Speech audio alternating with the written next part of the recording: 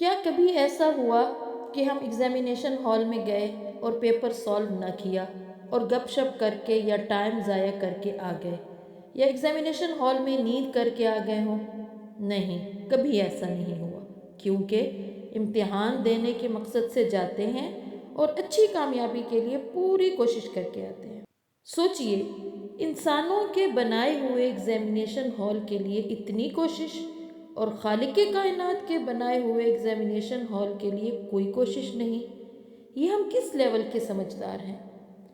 آپ صلی اللہ علیہ وسلم نے فرمایا، الکیس من دان نفسہ وعمل لما بعد الموت، عقل مند وہ ہے جو اپنی خواہشات پر کنٹرول رکھے اور موت کے بعد والی زندگی کے لیے عمل کرے۔ لہٰذا مقصد زندگی کو ہمیشہ یاد رکھیے، اور یہ مت بھولیے کہ ہم یہاں آزمائش کے لیے بھیجے گئے ہیں، اور ہمارا ایک ایک عمل ریکارڈ ہو رہا ہے۔